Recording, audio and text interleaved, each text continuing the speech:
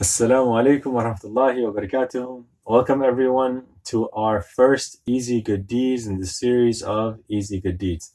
And the deed that we'll be talking about today is the easiest of them all, but it's also the most powerful of them all. It is the foundational easy good deed upon which all other deeds rely. If you were to take this one good deed and put it on one side of the scale and all the 80 deeds on the other side, this one deed will outweigh them all, because without it, the other good deeds will yield no results. In some cases, negative results. What is that deed? That is intention. Doing things only for the sake of Allah and the pleasure of Allah. What we term as ikhlas. In Arabic, we call it ikhlas, sincerity. Mukhlis, a person who sincerely does everything for Allah, and Allah subhanahu wa ta'ala loves that. That we do whatever we do for His pleasure. Allah subhanahu wa ta'ala through the Quran has made it very clear to us that actions and intentions are two different things. And He says in the Quran, بَعْضُ بِاللَّهِ مِنَ الشَّيْطَانِ الرَّجِيمِ إِنَّهُ يَعْلَمُ الْجَهْرَ مِنَ الْقَوْلِ وَيَعْلَمُ مَا تَكْتُمُونَ. Verily Allah knows what you are saying aloud, the actions you are performing. And He also knows what you conceal, what you have in your hearts, what you have in your chest, your intentions or alternative motives. And Allah subhanahu wa ta'ala separates these two things. They are again echoed in the Quran, in the hadith of Rasulullah sallallahu alaihi wasallam, and the most famous hadith, which most muhaddithin, the scholars of hadith, begin their books by, their collection of hadith by, and it is the hadith that إِنَّمَا الْأَعْمَالُ بِالنِّيَّاتِ. Imam Muslim, Imam Bukhari, the most authentic hadith, book of hadith, Imam Muslim, Riyadh al-Salihin, Imam Nawawi, and all the books of hadith, majority of them start off with this hadith. All actions are based upon their intention. وَإِنَّمَا لِكُلِّ امْرِئٍ مَّا نَوَىٰ. And for each individual, they will get what they are intending. فَمَنْ كَانَتْ هِجْرَتُهُ إِلَى اللَّهِ وَرَسُولِهِ. And the one who intends to travel, and move for Allah subhanahu wa ta'ala and Rasulullah sallallahu alaihi wasallam, he will get Allah subhanahu wa ta'ala, and he will get, or she will get, Rasulullah sallallahu alaihi wasallam. فَهِجْرَتُهُ إِلَى اللَّهِ وَرَسُولِهِ. وَمَنْ كَانَتْ هِجْرَتُهُ إِلَى دُنْيَا لِدُنْيَا. The one who travels for the dunya, for worldly pursuits, yusibuha. They may get those worldly pursuits. They may attain that wealth or their purpose for traveling. أو امرأة, or the one who travels to marry a woman, or go or get a wife. ينكحها, may end up marrying her. يتزوجها, or engage in a marriage contract with her. فهجرته إلى ما هاجر إليه. So their migration is based upon the reason they migrated. So whether it's for Allah and His Rasul, you will get that. If it's for worldly pursuits, you will get that. If it's for a spouse, whether it's a man traveling for a woman or a woman traveling to get a man or a husband, then you may get that. But all these things, all these journeys, these movements, these actions are based upon the intention. What did you intend? Why have you traveled? When we were children, and when we see children, they are constantly asking us, they come of age where they ask, why? Why should I do it? What's the reason? And good parenting involves talking to them, reasoning with them, and explaining to them why they're doing what they're doing according to the sunnah, to engage with a child and explain to them. Because once they're able to understand why, then they're able to do it with greater ease and also internalize the reasoning. When we grow up, we see around us the entire world, the sun, the moon, the earth, and we see that all these creatures Allah has created, and the perfect system Allah has created, there's definitely a reason behind it. And when we acknowledge Allah's power and His infinite wisdom, we end up doing what we do for His pleasure, knowing that He has also created me for a purpose. And there's a reason why I exist, and that is to worship Him. So we internalize that. Once we understand that reasoning, we then act upon it to accomplish the purpose of pleasing Allah subhanahu wa ta'ala. Unfortunately, because of our distractions and because of the cause and effect that Allah has put in this world, we feel that wealth is something that gives us contentment, that a house is what shelters us, that friends are which comfort us, that my degrees are which are going to give me success, that through politics I will be able to gain power, or through status I will be able to have control. These things, and when we view them in that sense and internalize them, then our intention changes. We earn wealth for the sake of earning wealth for selfish purposes.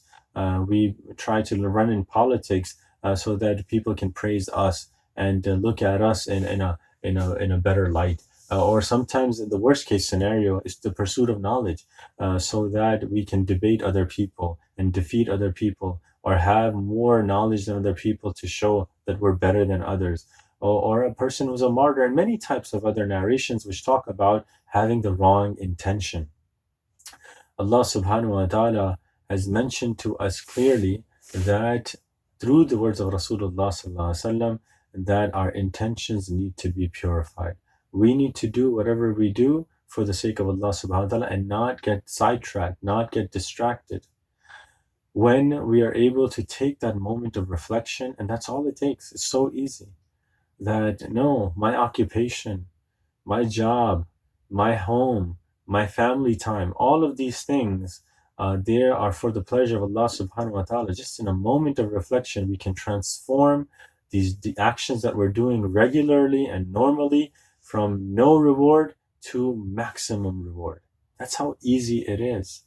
And I'd like to talk to you about the misconceptions that people have regarding this very hadith and the approach to this easy good deed.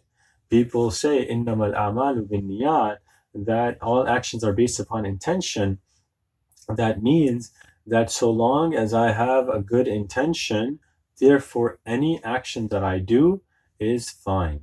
The Robin Hood complex, where a person steals from the rich and gives to the poor, that is not Islamic. Even if Robin Hood's intention is to give to charity, help the poor, and not take it for himself, that does not justify the stealing from anyone. And that's a misconception, that I just need to have good intention and my action can be wrong and still I'm okay. No, that's not okay. And that's not what the hadith is saying, that actions are based upon intention, that so long as your intention is good, your action is fine. Second misconception is that I only need intention. Whether the action is good, bad, or good doesn't matter. I only need intention and don't need any action, because all actions are based upon intention. So long as I keep my intention good, regardless of the action being good or bad, won't matter. Intention is what's really the most important thing in Islam, and people will tell you this. I have good intention. Okay, maybe I don't pray. Maybe I don't wear hijab. Maybe I don't, do things for Allah, read Quran or learn how to read Quran properly. Maybe I don't do these things, but I have a good heart. I have good intentions. And that is not the correct understanding of this hadith. This is a misguidance, and this is a trick from the shaitan, that I'm just a good person and that's all you need to be. I just have good intentions. That's all I need to do. And all else is just okay. No. So what is the correct understanding of this hadith? Well, intention and actions are two different things. That's the first thing to understand, that actions in themselves are one and intention is another. Let's not try to combine the two, separate them. Let's talk about actions first.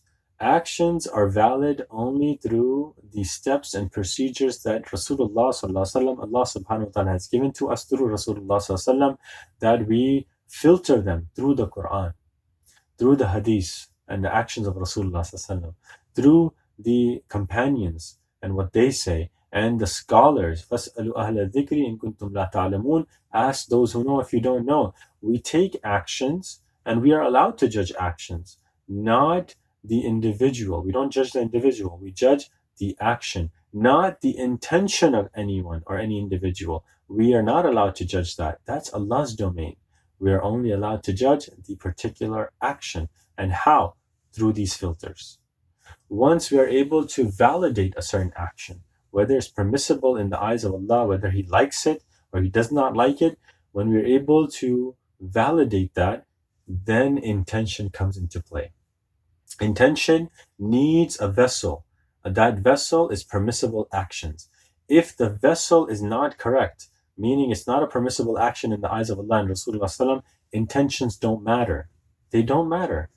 You can't have good intentions for wrong actions that are not according to the commandments of Allah and Sunnah of Rasulullah sallam. We can fool ourselves and pretend that our actions are okay, but they're not. So first we find out if the actions are good. That's what the hadith is saying. Innamal a'mal, that there are amal, and amal requires an understanding of the action itself, that it's a valid action. Then niyat, they're based upon intention. Which brings me to our second point. Just because something is satisfied by the Quran and the Hadith as an action doesn't mean it's rewardable. Because you can perform salah, you can do hajj, fast, but you're not going to get any reward. I'm not going to get any reward unless my intention is there. So both are required. Both have to be in good standing. And the only one to combine these two and to reward us is Allah. We are not allowed to judge one another. That is His domain. That is why the Day of Judgment will be established, to clarify the intentions of humanity. May Allah protect you and me on that day and allow us to have the best intention in this world and the best reward in the akhirah. Ameen ya Rabbal Alameen. Now let's talk briefly about how to use this easy good deed and bring it into our life. It's so easy and takes a moment of reflection, so let us reflect. When we wake up, the moment we wake up, Alhamdulillah alladhi ahyana ba'dama amatana wa ilayhi nushur. These du'as of Rasulullah sallallahu alaihi wasallam, they are helping us refine our intention, that I'm grateful to Allah who gave me life after death, and to Him is my return. As soon as you wake up, as soon as I wake up, to acknowledge this life is from Allah. That will change your entire outlook, lifestyle, because you are constantly remembering Allah. Rather than remembering the coffee the first thing you wake up, or remembering work or money or people you need to see or meet, all of that, before all of that, is Allah. Why am I going to work? Not so that I can pay the bills. Allah is the one who's in control. Yes, I have to work. And that, I am commanded to work by Allah subhanahu wa ta'ala. I'm not supposed to wait around and have things come to me. Yes, I am supposed to work, and that is why I'm going to work, because the commandment from Allah subhanahu wa ta'ala is the world of means, cause and effect. And I am told to make some cause and bring about effects through my actions. I do it because Allah wants me to. The results are in the hands of Allah. Whether I get money, or after getting the money, whether that money is beneficial to me or not, that's in the decree of Allah subhanahu wa ta'ala. That if I get wealth and Allah subhanahu wa ta'ala makes it easy for me, then I'm grateful. I'm thankful to Allah, alhamdulillah. And if Allah subhanahu wa ta'ala tests me with this wealth, maybe takes the wealth away, or I use this wealth and does not give me the results that I wanted to have, then I'm patient. And my iman increases. Why? Because I realize in that moment that Allah is in control, not I. Ali radiallahu anhu used to say, Araftu Rabbi bifasqil adha'imi. I recognize my Lord through the deterioration or the collapsing of my own plans. He said, when I planned something and it was executed, alhamdulillah. But when I planned something and it didn't bring results, or it was destroyed, my iman increased, because then I came to the realization I'm not in control. Why do I write? Why do I write legibly and in a beautiful manner? I write so that it's easy for the onlooker to read it with ease and to be pleased with the writing. And if I write chicken scratch and make it difficult for people and they get a headache by reading what I'm writing, or it's a riddle to them to figure out what I wrote, then this goes against the sunnah of Rasulullah sallallahu alaihi wasallam, who promotes, and Allah subhanahu wa ta'ala wants us to be a means of easiness to humanity. Even my writing can be for the sake of Allah. Whatever I write, whatever I type, I can get rewarded for it. Working out. I'm not there to work out so that people can look at me and praise me, or I can fit inside that dress because I want to get to this party in 2 months and I need to fit into this dress. That's not the reason I want to work out. I don't want people's praises. I want to work out and get rewarded for it. Every time I go to the gym, lift weights, running on the treadmill, I get rewarded for it. How? That I will use this energy, this health, to serve Allah. Rasulullah ﷺ would stay up 5-6 hours at night, tahajjud every day. We stand up all night for Black Friday and get tired. Rasulullah did it every night. You need a lot of stamina and physical strength to accomplish that. I want to have that physical strength to do those acts of ibadat. That should be the aspiration. Or I want to help those who are disabled. I'm able to come to the gym and use all my limbs and all my body is intact while there are people that are disabled. Let me help them, right? These are good intentions that we can have and be rewarded by working out. There's so many other examples like family. Why should I be kind to my family? Why should I help around the house? Why should I be cheerful in the house and be happy in the house and say good things to my family members? Because Rasulullah sallallahu Rasulullah used to do his own labor. He used to sew his own clothes. Rasulullah sallallahu would clean after himself. Rasulullah sallallahu would help his wives knead bread. Aisha radiallahu was too young to knead the dough, and Rasulullah would help her. He would help make bread at home. Why do I do all these things? Because Rasulullah is the model, and I'm doing it to be like Rasulullah. So my being home with my family is rewardable. Serving the guests, Allah subhanahu wa ta'ala said to honor the guests. Rasulullah showed how to serve guests, and I should be happy having guests over.